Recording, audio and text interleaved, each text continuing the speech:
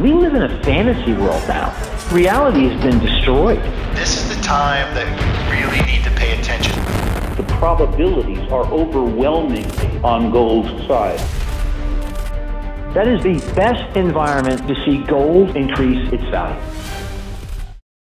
Welcome to Palisades Gold Radio. I'm your host, Tom Bodrovics. Joining me today is Dave Collum. He's a professor of organic chemistry at Cornell. Thanks for joining me today, Dave. Hey, glad to be here.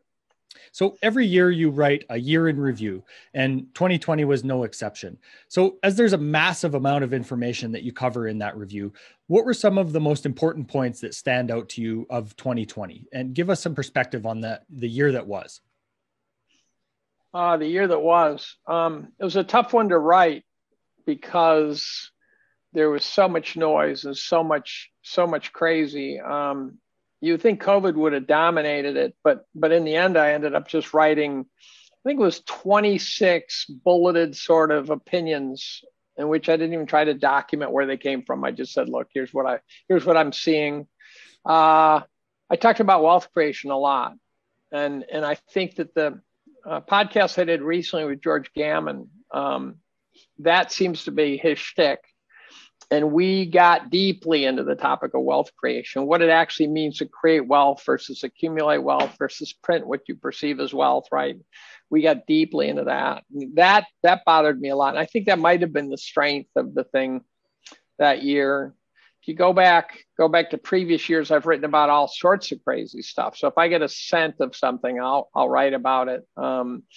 I wrote about climate change in 2019, which I stand by and I'm pretty happy with. I wrote about Epstein in 2019 and came to some pretty odd conclusions at the end of that story. And I try to write about the stuff that other people are not writing about. That's the key. It's sort of a Michael Lewis philosophy, in that I try to find the plot within the plot.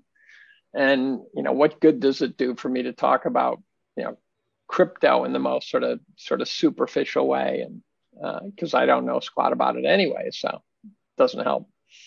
Mm-hmm. Well, yeah, you certainly write about a lot of different topics, and as we were discussing before the show, finding truth and what is true out there right now is so difficult.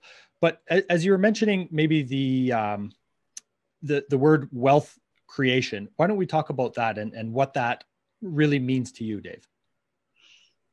Well, to be real wealth creation, it has a number of components. One is you got to make life better, right?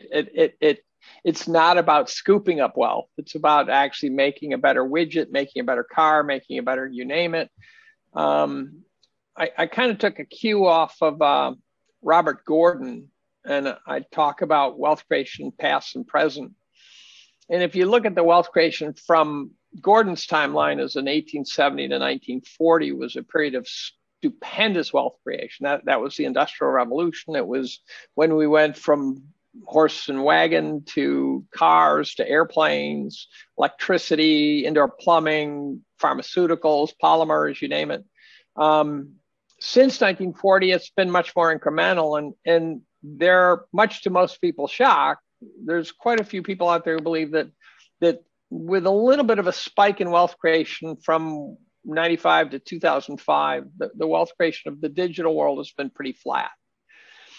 And one of the examples I bring up is Amazon, which is considered a pioneering company. And I would say that the influence of Sears Roebuck at the turn of the century was far more consequential than Amazon at the turn of the 21st century. And so that was a pioneering effort to the Sears Roebuck catalog. Amazon is just the Sears Roebuck catalog, faster and bigger. So that's more incremental. We invented refrigerators in probably the 1920s is my recollection. And now we have automatic ice makers. But fundamentally, they're the same refrigerator, right? Except they don't last as long. And so there's a lot of things that are incremental, a lot of things that are, if you take a 1945 sports car, like a Jaguar, tell me that wouldn't be a great car to drive, right? That thing would really hug the road and be spectacular. And here we are, 60 years later, 70, 80 years later, 70 years later. we've got a Tesla. Okay, it blows up, it burns people to death. It's incremental. That's not the same. Mm-hmm. So that's my view of wealth creation. And then there's a huge depreciation rate associated with it. So I obsessed over the idea that that you can't just look at GDP, because built into GDP is depreciation. And so if you take your family to the movies for $100, excuse me, that's a horrible, of course there aren't movies anymore either, but versus if you buy a power tool for $100, the movies will depreciate within 2.5 hours, and the power tool may last you quite a while. And so the guy who created the power tool, in some sense, created more durable wealth. Mm-hmm. And so I look at depreciation. When an appliance lasts only 7 years and you can't even fix it, so you just have to replace it because some chip went out on it. That's a high cost per usage problem right there. So that's a latent inflation. So I talk about that. Wars are not wealth creating, right? Depreciation rate on a bomb is a microsecond. So as we're talking about these different timelines, you could point to the 1970s as well, for a real, let's say, sea change. And right. You have, as part of your review, the website WTF happened in 1971. And of course, our listeners will know that that's when Nixon took the US dollar off of the gold standard. So can you highlight for us some of the consequences of that action that are most interesting to you? Well, so I don't even know what's causal and which is correlated. And so I find that website is eye-catching, because you go, wow, that's really pretty. They show about 50 charts, mm-hmm.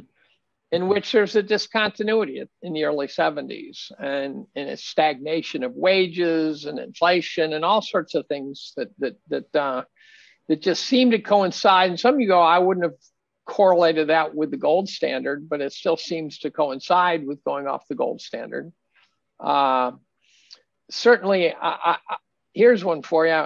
This doesn't correlate with that particular moment, but it correlates with something else. And that is, I have this definition of a correction, right? We're watching some correcting going on right now. My definition of a correction is a significant adjustment of price that's affiliated with a significant adjustment of attitude. So by my definition, March 2020 was not a correction at all, not zero. In fact, and anything, it exacerbated the problem, because it reinforced the idea that no matter how bleak things are, you should just hold on to overvalued assets because they always go up. So what kind of attitude correction is that? It's correcting the wrong way. And so then I asked the sort of mental question, when was the last time we actually had a real correction where investors were really left sobered? I actually not convinced 0809 would even be called a correction, because within a couple of years you're going, yeah, we kind of undid that too. So why not hold overvalue assets still? There's very little pain. The 87 crash was a ridiculously bad example of a correction. That taught investors that the Fed's got our back. That's the beginning. So for me, the last real correction was 67 to 81. And investors came out of that totally uninterested in holding equities, for example. And that is a generational change in attitude that turned out to define the bottom.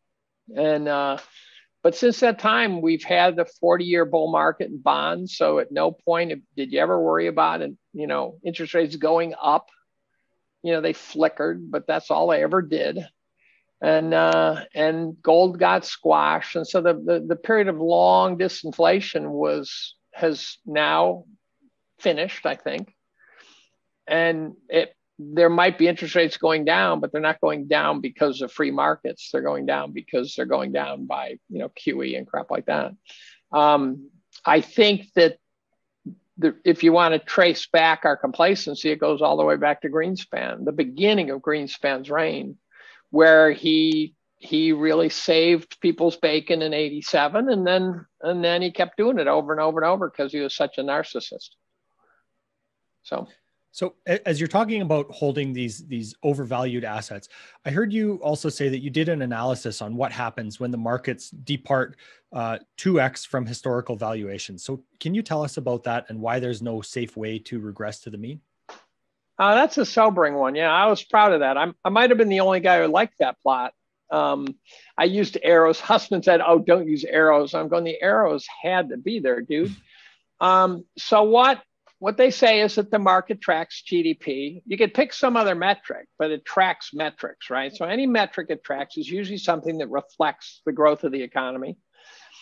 And there's a historical sort of pinning of the two together, and then it tends to regress around the mean. And so imagine any market metric, but I use GDP, in which all of a sudden the market seems to start departing to the upside of the metric. And so the market's getting overvalued, and it's getting and you're starting to get ahead of yourself. So what you're doing is you're pulling appreciation forward. At some point you're either going to give it back or you're going to get lousy returns, which is classic Hussman. So I drew a plot of the growth of GDP in the 20th century, which people overestimate. It's around 2.1% in the 20th century. By the way, try to replicate that century for GDP growth, real GDP growth. Mm-hmm. So I drew this beautiful 2% exponential curve, no noise, no anything, just showing what 100 years of 2% GDP would look like. And then off that, I departed the equities again, such that after about 40 years, they'd gone 2x overvalued. Then I asked the question, what does it take to get back to a full regression to the historic mean? And anyone is smart enough to recognize that, well, if it's 2x overvalued, a 50% immediate correction would do it. And that, of course, would cause huge damage. So you don't want to do that. It turns out that if you extrapolate across and say, let's say the markets just tread water, the real returns is zero, the GDP keeps marching along at 2%, it turns out it takes 35 years. So the markets, in theory, can tread water, returning nothing for 35 years, and then the two intersect each other again. That, of course, sucks. So they say, well, how about a combo of time and price? It turns out if you drop the market 16% over 25 years, you've achieved your regression. None of this, by the way, assumes regression below the mean, which, by the way, mathematically has got to occasionally happen. And then I presented the fourth approach to thinking about it, which I think is the Fed's model, and that is they want the equity markets, or we'll just call asset markets, to go up, but maybe not as fast as GDP, and hope that over time, the GDP slowly catches while the markets keep going up, right? They want gains to be kind of sticky. And it turns out if the markets grow, I think the number's around 20% over 50 years, you're back to regress. So the realization is once you're 2x overvalued, the way I described it, I don't know if you saw the movie, it's not like Sandra Bullock in the movie, what's that movie where she's in space? Do you remember that one? No. She's in a space station. She's got to get back to Earth, and she makes it back safely. But that's just a movie. And so there's no safe way down. It's 50% straight down, 50 years, gentle rise, and everything in between, and it's all awful. Mm-hmm. And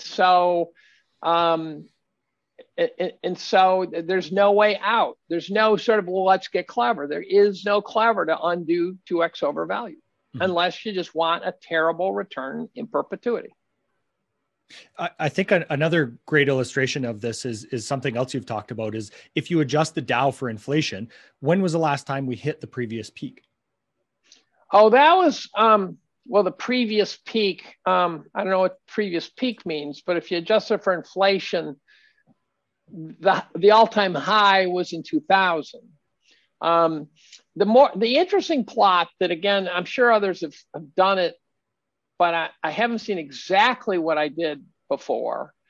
And that is I took the inflation adjusted Dow back to about 1900. And I took the peaks and I asked the question, so from the peak, if you own equities, you're a boomer, right? You're already committed. Boomers can't average into the market. They're done with the averaging in part. They're done. So let's say they own the market at the peak. what everyone looks at is how long does it take you to recover? That's not the metric that interests me. The metric that interests me is how long does it take to get back to that price for the last time, not the first time. And it's a remarkable pattern where you're at the peak, you go down through this dip like the Nikkei has been doing for 30 years. You eventually hit break even, which is deadly for the Nikkei investors. You go up, and then amazing how often it occurs. It comes back down, and it's almost like it's a trend line or something, where it comes back and touches the same value for the last time and then takes off. And the question is, how long does that take? And in the 20th century, you can draw 4 lines across the inflation-adjusted Dow. You can do this in your home, right? You boot up the inflation-adjusted Dow, boom, 4 lines across, which you draw the line all the way until you say, that's the last time it got there. Those 4 lines are between 40 and 75 years. So if you own the market in 06, the inflation-adjusted capital gains got back to 0 75 years later. Yeah, it's absolutely incredible to think about and to kind of put it into perspective like that, Dave. So why is this, as you've called it, the dumbest bubble in history? Could we see the come to Jesus moment as we exit this eye of the hurricane, as you've put it? Oh, it's easily the dumbest bubble in history. In part, if you look at all the bubbles, whether you read Edward Chancellor's books or Mania's Crashes, whatever, this McKay's, all the different books, every bubble has a great story. The tulip bubble's a little sketchy, but the South Seas bubble had a great story. They're all, by the way, they tend to be interesting. I read Chancellor's book for the second time. They tend to be sovereign backed. So if you dig underneath the bubble, whether it's John Law pumping money into the system through the Bank of France or whatever, but they all have a good story. And some of them are good stories just because it's the first time they tried and it sounded good. But others, like, for example, the 29 bubble, I just told you about the wealth creation, right? In 1929, no one in their right mind wouldn't be bullish because it was just a fabulous period of wealth creation. But by 27, 28, they were having congressional hearings on fraud. You look at the Fed minutes in 1926, you can see them working around the edges of the fact that we got a problem brewing, right? So they even could see it, but the emphatic support for it's just phenomenal what's happening in the world now is understandable. And then you get to the 67 top, right? And I wouldn't even call that as much a bubble, it's just a top. But we had invented transistors and stuff like that. It just, again, it felt like sort of another industrial revolution at some level. The dot-com boom, right? The internet. So to be suckered into believing that buying stupid stocks during those periods were justifiable. The whole world is changing, sort of, is always the narrative. And then you get to the real estate bubble. Curiously, that was a stupid bubble. And the equity wasn't so much in as much of a bubble as it was sitting on top of the real estate bubble, which was going to blow up everything. But then you get to the current bubble, and the entire current bubble is based on the assumption that the Fed won't let anything hurt us. And that's just a stupid bubble. There's no argument for euphoria. There's no justification for thinking that we're on some cusp of some huge wealth creation. I can't make the case for that. And so it just comes back to, bonds, here's the argument for the bubble. Bonds are so cheap, therefore equities have to be expensive, therefore that's what I got to bet on. So what you're saying is I got a 60-40 portfolio. The 40 is going to destroy me, but that's why I got to bid the 60 up to stupid high levels, right? So you're going to justify one bubble by virtue of the fact that everything else is worse. So that's a terrible argument. So at some point, that's when you get things like Bitcoin and lumber going up 4-fold, right? The rumor is that Colombians are smuggling lumber in with their cocaine now. So this bubble is based on the assumption that somehow a committee of 12 idiots have our backs. There's no evidence the Fed has your backs when the time comes. There's no evidence they won't throw you under the bus. There's no evidence that they have the competence to keep you alive, even if they wanted to. There's no evidence they know what they're doing even. And I'm convinced they don't know what they're doing. I've asked so many famous people, are they stupid or are they delusional? Or are they lying? What's going on here? And I get a potpourri of answers. Most people think it's some combo platter, the stupid delusional idiot. Mm-hmm. So I'd like to talk about that a little bit more, Dave. You know, you say that you want to ask the right questions and questioning, let's say, previously held convictions as fact. So is that a great example in this case of something that, let's say, we need to start questioning their assumptions that are taken as fact? Yeah. I seem to have a natural tendency to do that. So a couple of years ago, I wrote an autobiography, and if you read it, it's not very deep and stuff, but it shows that every step of my life, I seem to tend towards the unconventional. So I was going to go to med school. I was a genetics major, went into organic chemistry, was in one field of organics, decided I'd go to another field of organic chemistry. And next thing I know, I'm talking about economics and politics, right? But so I always look for the counter narrative. And I think the field of chemistry I was in was complicated. People thought they understood it. And it turned out for 40 straight years, we showed that everything we looked at was wrong. And so I have this great belief in what Feynman had said well before me. At the time, I didn't know it. It's that basically science is doubting the experts. And so I have no trouble doubting the experts, because in my field, the experts had it wrong completely, as far as I can tell. And so then when I look at a bunch of econ experts, a bunch of central bankers, they can all agree, and I can still look them in the eye and say, well, but I think you're wrong. And that's hard to do. For me, it's not hard because everything seems to be wrong. For me, it's getting so easy because I go, their lips are moving, they've got to be lying, right? So it's just, I assume whatever they say is wrong, which is debilitating, because now I'm sort of losing track of the idea of what's a fact and what's fiction. How do you know? It's very, very difficult, because the other thing that happened is with the collapse of the media's business model, in which they used to be paid to push back against authority and power. They were definitely in cahoots with the politicians all along, but they were paid to find the story and to get out there and do the Pentagon Papers and the Watergate and all these things. The collapse of their business model, to the point it became unprofitable, forced them to turn to prostitution. And so now Cheryl Atkinson said this really well. Any story that's out there is there for a reason. The reason isn't to provide you the news. It's all political. It's all political. It's all to move the needle on some topic. And the only ones who are not necessarily doing that are the bloggers and the podcasters and stuff. They're trying to get at it. But we're painting our hands on cave walls because we don't have good access to the real data. And, look at Russiagate, right? How much crap came out of Russiagate? Meanwhile, my guess is the whole Russiagate thing was probably caused by the Chinese. Mm-hmm. My suspicion is they were behind the Russiagate story. Because why not? If I were China, that's what I'd do. I'd hang a bunch of crap on Russia. Mm-hmm. So there's evidence of it. So Dave, as you have a very excellent, very broad view of history and different subjects, why does gold make sense to you as an investment to hold? Trite answer is lack of faith in central bankers. Fear of inflation, which I've had far longer than profound inflation has been here. I think we've got a real sticky inflation now. I think Bank of America called it a transitory hyperinflation. I'm going, you know why hyperinflations are transitory, right? Because you get a mushroom cloud and then it's over. And so that's a stupid concept, unless what they're really trying to do is say, I'm blinking Morse code at you guys. Mm-hmm. We've got a problem, right? If that's what they're trying to do, they did a fine job. So I think I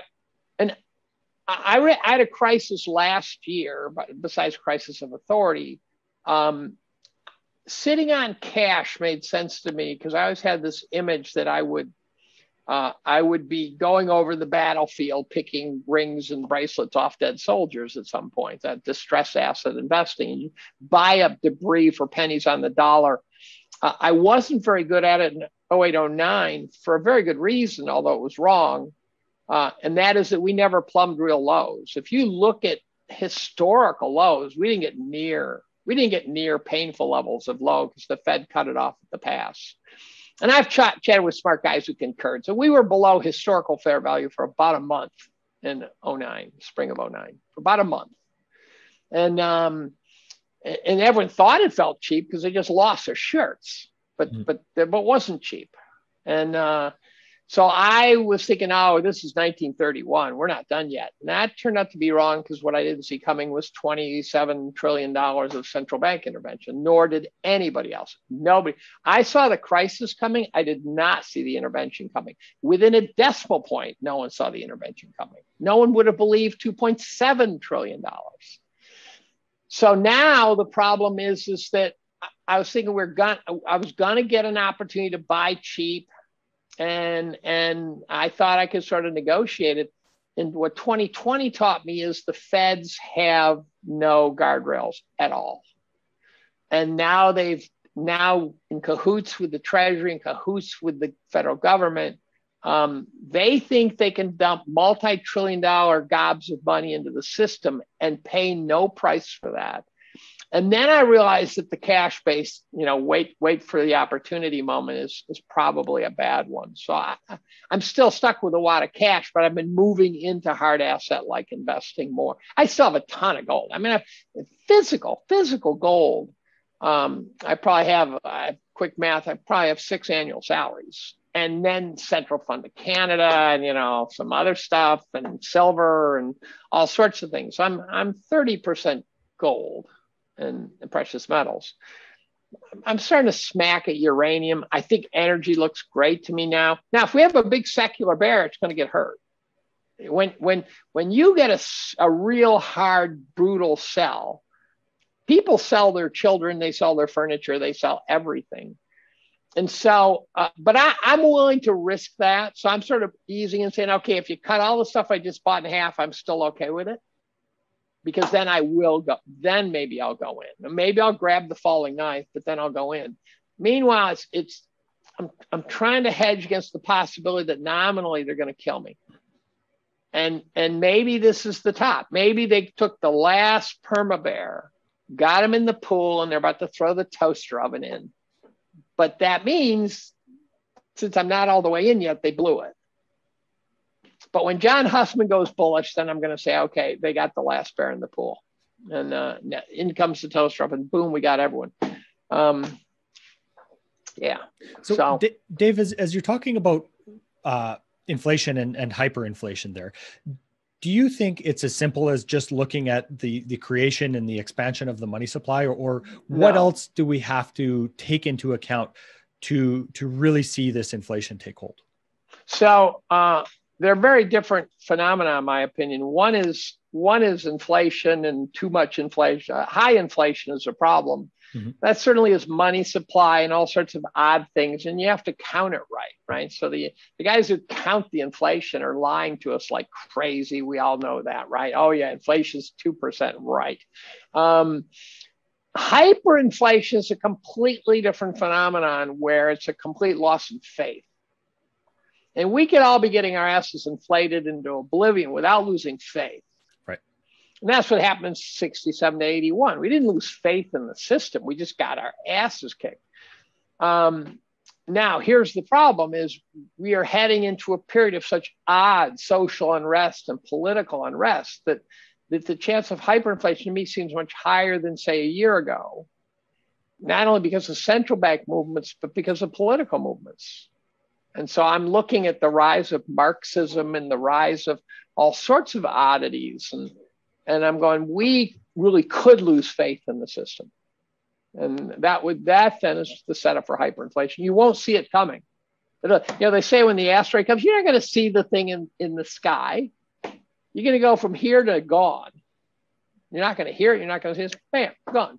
And that's what hyperinflation does. Right. So I'd like to go back to gold, Dave. You mentioned that while you weren't paying attention to them, that gold equities had made progress. So what, in your view, has changed here? You did your homework.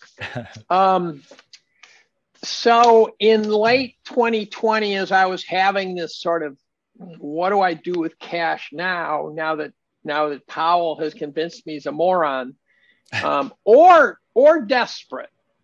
If he's desperate, he's saying, look, I've got stage 4 liver cancer. Let's try a shaman, right? That could be what he's doing. But one of the things, I had various trigger events. When they booted Exxon out of the Dow, I said, okay, that's the bottom call for energy. They replaced with Salesforce, that garbage. And all of a sudden the Dow's out of the Exxon's out of the Dow. And then I within a day or two realized that the S&P 500 was 2% energy. I said, boom, bottom call again.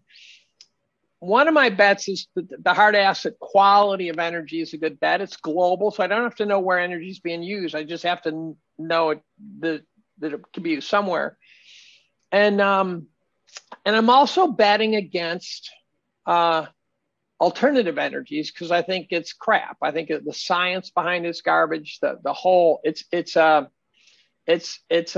sham. So it's a multi-trillion-dollar, tens of trillions coming sham to get us to dump huge money in because there's people who are going to make so much goddamn. Every time $1 trillion is handed out, someone gets stinking rich. Those people are not going to stop the flow of money. And so that's what the climate change is about. It's about people belling up to the bar and saying, fill her up, fill her up, fill her up. And it's just, that's why we're getting bombed with climate change. My bet is that the energy is down and out because people think it's going to be replaced with wind and solar. There's another stupid concept too. Those two are not going to replace, not in my lifetime, they're not going to replace fossil fuel coming out of Saudi Arabia. Then we get to gold, and I had hated the equities because I owned some of them. I never trusted them. But gold went from I was buying gold at 290 to 280 to 270. This was, I think, 99. And then I couldn't buy anymore. It was just too painful because it kept going down. And then it bottomed out at 256. Then it went up to 1900, dropped back, flopping around, sort of settled in around 1200.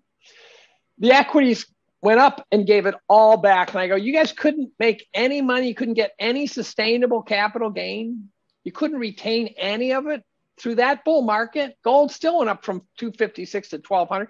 You're pathetic, right? I still told the CEO of a gold company, I said, you guys blew it so badly. He said, the whole industry blew it, the whole industry.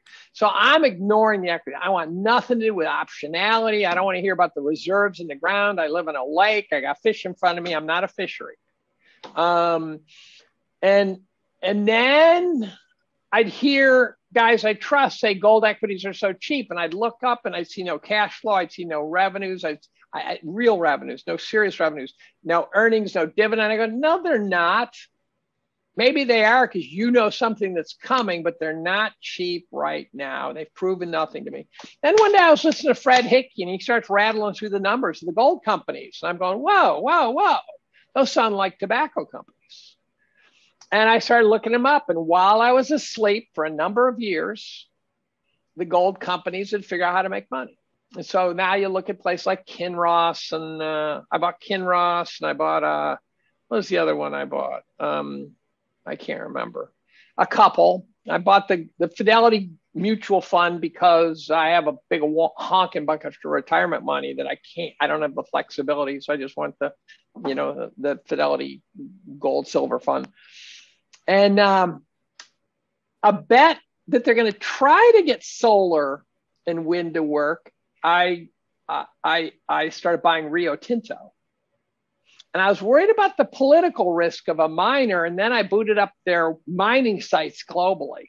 This is a monster company. You would have to destroy the entire globe to take out all their mining sites. I thought they were all stuck down in South America or something. So Rio Tinto's, low PE, dividend of 4.5, cash on the balance sheet. And I'm going, this is fine by me. I'm okay with this one. And it might be a great inflation play. It might be a great Green New Deal play because you got to mine stuff out to put in those rotors and those solar cells. And then I bought, again, the gold. I wish I'd kept a list of the gold stocks I bought, but I bought a company called Jaguar Mining, which is a very speculative play, dirt cheap, which I picked up on just a hint. And I went and looked up. I said, whoa, PE of 5, net cash on the balance sheet, dividend yield around 5%. You know, what's wrong with that story? And the answer is it's in Brazil. And Bob Moriarty, I'm told that you guys should all know Bob Moriarty, right? I know we've Bob had him Moriarty on the show several times. Right. Bob called me the other day and I asked him, he said, it's in Brazil. You know, he talks, oh man, Bob says it's in Brazil. And I said, so the political risk is too high. He says, they're going to steal it. And I'm going, okay, but I haven't given it up yet. And, yeah, I just believe experts, and Bob's an expert. That's well put, Dave. But yeah, as you were saying, you never trusted, or let's say you lost trust in the gold equities. Yeah, so, they never made money. Mm-hmm. So what are you looking for now? Let's say more explicit about it. What are you looking for now that shows to you that some of these companies are worth putting your hard-earned money into? Low valuation, cash in the balance sheet, dividend yield, and ideally politically safe. Mm-hmm. Excellent. And when a company can do all that and put it all together, and gold isn't yet really soaring, right? It's not someone saying, oh, when gold gets to 2,300, they'll make a lot of money. They're making money now. Mm-hmm. And I think probably the Bitcoin gold battle, I think, the inflation hedging assets that are chasing Bitcoin rather than gold up until recently, I think that's probably taken a bit away from gold and silver. I was on the silver, what are those guys? Silver Squeeze? Wall Street Silver, There's two of them. There's a kind of a mirror site too. But the Wall Street Silver guys, who are apparently the guys who set up the squeeze movement, which sounds perverted. I was on their podcast. They said the squeeze is working pretty good, even though it's quiet. Mm-hmm. And so I'm saying, oh, that's good to hear. So I would love to see silver go up fivefold because some wingnuts got wind of it. And if it went up fivefold in short order, I'd be selling into that wave fast. And to hedge myself, I'd dump it into gold and say, okay, I'm not out of the market. I'm just in the other metal, right? The Goodrich metal. And I'd love to have one shot at a stupid ass bubble, a dumb GameStop moment. That would be fun. And I would sell into that thing. And even if I got fivefold, then missed fivefold more, I'm okay with that too. Mm-hmm. So Dave, that kind of brings up the idea of trading back and forth. When we see the gold to silver ratio hit different levels. So are you aware of those different levels and do you pay any attention to them? I'm aware of them and I don't, although, because I don't know why they should be at a specific level. Mm-hmm. I get an Earth's crust argument. If I were to make a fundamental case, I would say the gold silver ratio should be below 16.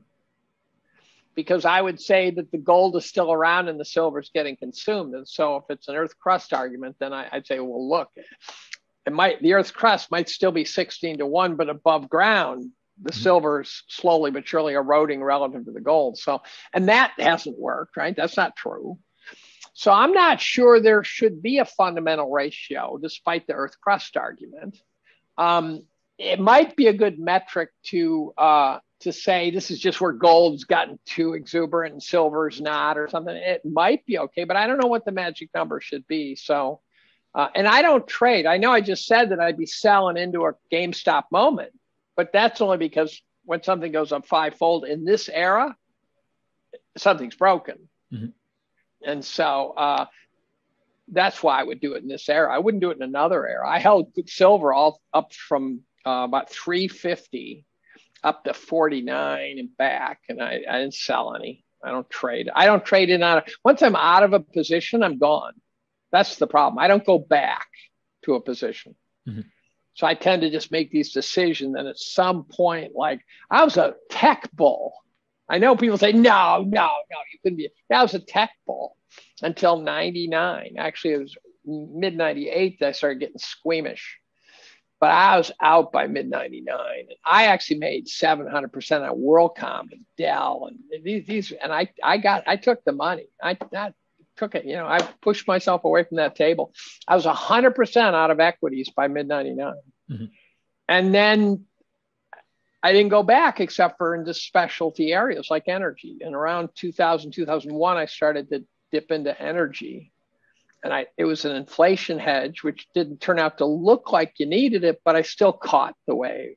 Then I got beat up on the backside a bit. And it turns out I didn't sell. My retirement fund sold. And I didn't even notice because I have a sheet I follow and I don't pay attention to my statements. And I look up and they'd sold it like a year and a half earlier. I go, what the hell is going on? I don't own any energy. You sold it on me. And it turns out they'd sold me about a 50% drop. I would have lost a lot more money on the downside if they hadn't sold it. They said it's too speculative. I was up like sixfold. It's not too speculative. So in any case, no, I don't trade in and out generally. Generally, it's a once hang on for dear life. You have to marry an investment. Mm-hmm. You didn't make 100-fold in Microsoft by taking profits. Right? You made 100-fold Microsoft by white knuckling it the whole goddamn way. Mm-hmm. So you have to be a believer. Mm-hmm. That's why I don't regret not buying Bitcoin. I wouldn't have held it. I couldn't have held it. There's no chance. I would have said, these guys are crazy. I'm out. Yeah. I got my 5-bagger. So Dave, you mentioned there that something is broken. When we look at the markets today, why do you think that real price discovery is broken? Or do you think that real price discovery is broken? Oh, I think it's terribly broken. You can see it on days where it looks like the robots are completely in charge of the markets, right? They're just days where the thing there's just not even noise in the curve, right? It's almost as though someone programmed in a function to f of x over ax divided by 1 plus bx is the function that you often see. And so, it's not quite Bank of Japan level of broken where they just buy everything. Mm-hmm. But it's pretty close to that. And if you look at the growth and margin data, it's clear that these waves and waves of liquidity are coming in and chasing everything. And so it's not, in no way does it have the feel of millions of investors. You know The Wisdom of Crowds, you know that book? Mm-hmm. It's a phenomenal book. And it basically says, the best example is you got a big jar of pennies, and you ask, no one knows how many are in there, but if you ask 1,000 people how many are in there, you'll get a bell curve of answers, and the dead center of the bell will be spot on the number. And it's the wisdom of crowds. Markets are the wisdom of crowds. Democracies are the wisdom of crowds, right? Millions of people elected the guy. That is what we needed at that point, according to the crowd. But the wisdom of crowds breaks down when the decision-making becomes correlated. So when people are not making independent decisions, but they're making decisions connected to each other, and the markets are highly correlated now in that sense. And so you no longer have millions of people all trying to figure out whether the market's cheap or expensive and forming their own opinion. It's just this unidirectional thing now. And so there's wisdom of crowds doesn't work, and therefore price discovery doesn't work. Mm-hmm. So as you're talking about these correlated markets, something we could talk about right now, we're talking on May 15th. Of course, there's all kinds of stuff that's going down today. And if we take cryptos as an example, I've heard you say that gold has something for you that cryptos don't. What is that? I don't remember quite saying that. I think the cryptos pose a risk to central bankers that gold doesn't, if for no other reason, because they have gold. They have most of the gold. So that what the cryptos, I think the hodlers, I think, are underestimating is how savage sovereign states will be when it comes time to try to deal with them. And they have this belief that there's levels. I deeply respect why the hodlers are doing what they're doing. I completely, we're on the same team, for Christ's sakes. Mm-hmm. But the hodlers are broken into various categories. And some are guys who've dug deeply into it, really understand. They know why they're there, and they know what they're doing, and they know what the risks are. And I've done podcasts with some of these guys. I'm supposed to, Marty Bentz. I'm supposed to do another Marty Bentz podcast. The hodlers all harass the crap out of me for being a no coiner. But there's the retail hodlers who think two things. Well, not this week, they don't, but they used to think it only goes up and the sovereigns can't touch them. And I think they're wrong on both counts. Now, It may be the hodlers will win in the end, but as I like to say, it's going to be the battle of the bastards. And we're going to find out who won, but it's not going to be a fun time. And they say, oh, no, you know, it's too important. It's too central. You can't take it out now. And I go, well, how about the gold in 33 when it was built into the Constitution of the United States that it was the currency of the realm, and they said screw that and blew it out, right? So the other category of hodlers are the big money guys who the retail hodlers think that it's great news that the big money's in it, and I don't think that's true. I think the real bull markets, you want them to be the stealth bull markets, right? Those are the guys who are buying when they knew that the big money would eventually show up. Now it's here. Mm-hmm. And what I can tell you is that the Stevie Cohens and I see, you go on Twitter, the laser-eyed hodlers are everywhere. But the big money hodlers, they will bet on anything. These are guys who, you know, if two turtles are crossing the road, they'll be laying bets against each other, which one's going to get hit by the car, right? And so these guys will buy it on the way up, and when it's no longer fun to own it, they will dump it. And you got to figure inside Kathy Wood's fund, they are in a state of turmoil right now because they're super committed, and they're going to have to do some serious forced selling soon, is my guess. And so I think that the real smart money is going to ride it up and ride it down, and they might ride it up again, and who knows where it ends, but it's going to be a real roller coaster. The big money is going to make it super volatile, and the retails they just don't see it.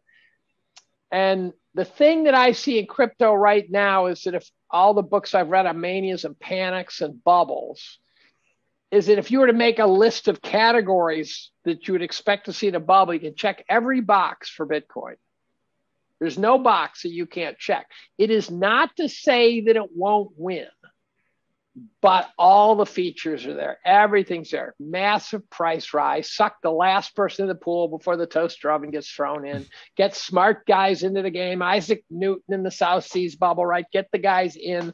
And then the last buyers, and then boom, it gets hammered, right? So there's all the bubble features that you'd ever want to see. And if you just described it, but you didn't say what it was, and you didn't label it as Bitcoin, you just said, here's an asset that does this, what's next? Anyone who's paid attention to the history of markets says it blows up and spews blood everywhere. Mm-hmm. And so I got to figure we're going to have that moment. Now, it's done it before.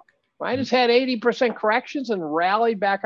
I was thinking the other day, I could even imagine being a buyer at some low level if I sensed it was stabilizing and I sensed that therefore it's no longer risky anymore or something. You know, I could take a position. I'm not taking one at, I'm not grabbing the falling knife, but I also wasn't going to take it at 60,000.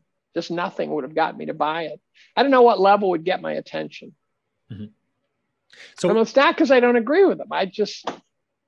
I know too much about the history of markets now. Mm-hmm. So if we kind of make a parallel to silver and see the amount of attention that silver has been getting, let's say even over the past 6 months, does that make it any less attractive to you, Dave? No, because that attention it got was just a bunch of guys like me. That it wasn't Stevie Cohen, it wasn't David Tepper, it wasn't Kyle Bass, it was none. It didn't have buy, and it wasn't JP Morgan saying silver's going to go to the moon. It was a very, very localized enthusiasm. And it was actually enthusiasm that stemmed from the idea that if we can get it going like GameStop, we can make a ton of money. And it didn't happen. In fact, I have this theory. If you look at the day that the silver squeeze started, remember they said this is going to be D-Day, right? We're going to squeeze it starting May 20th or something. I don't know what it was, some day. It wasn't May 20th, but it went down from that day. And I wouldn't be shocked if the Wall Street guy said, you know, let's let them know that this is a stupid idea. We can't let this turn into another GameStop. We got too much of a short position. Who knows what? And they say, okay, let's punish them. Let's make sure the next time they go after the commodities like that, they pay. Mm-hmm. They know it. So I wouldn't be surprised if someone said, let's stuff these crazies and make sure that they don't get their win. Mm-hmm. That's just a thought. Mm-hmm. So Dave, do you have anything else that you'd like to leave our audience with as we wrap up here? Yeah, my big concern of them all is authoritarianism. I think we're heading for, I've never seen anything in my life like it. So in all the troubles we've had, whether it was the turbulent 60s or the 70s or whatever, the system seemed to be intact. And it just doesn't feel intact to me anymore. It feels like it's ripping apart at the seams, really embracing of Marxism. Holy moly, where did that come from? And so I think I was within that big club of people who said, oh, it could never happen here. Meanwhile, if you actually talk to people from the Eastern Bloc countries watching what's happening here going, holy moly, we've seen this story before. You guys are not afraid of this. You should be afraid of this. And so I really am afraid of it. I think the COVID story showed how sheepish we all are. And I think that the failure to resist things, and I think their willingness to try things. I wrote optimistically about the Biden administration. That's the last time I'm going to do that. They look to me like they are attempting to squash all dissent. So I thought he'd pivot to the middle and try to heal. That was his calling. That was the Biden administration's calling. People elected him to sort of go to the middle, calm everybody down, and try to make it go back to let's bribe each other and pass some bills, right? I don't see a shred of evidence that was the play they did. It looks to me like the goal is to squash all political opposition. And so, and I'll be making that case at the end of this year, but unless it changes. But that scares me to no end. It feels very, very brown shirtish to me. Mm-hmm. Cultural revolution.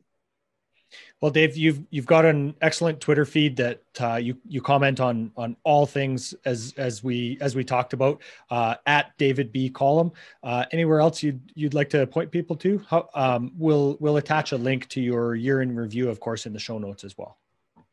Yeah, I answer emails. I try to. People sometimes reach out and say, could you show me that plot? Or could you, I try to. I get people asking me about their kid going to college, what they should do and stuff like that. I try to respond to those. Once in a while one gets by me, but I'm pretty good about it. So, and if you can't find my email, given what you know about me, you're not smart enough to have that chat with me because it's just not that hard. Yeah, absolutely. Dave, thanks so much for your time today. You got it. This podcast is for general informational purposes only. Nothing on this podcast should be taken as investment advice. Guests on this show are not compensated for their appearance. Listeners are urged to educate themselves and make their own decisions. Do not base any investment decisions on the information contained. To view our full disclaimer, please visit our website.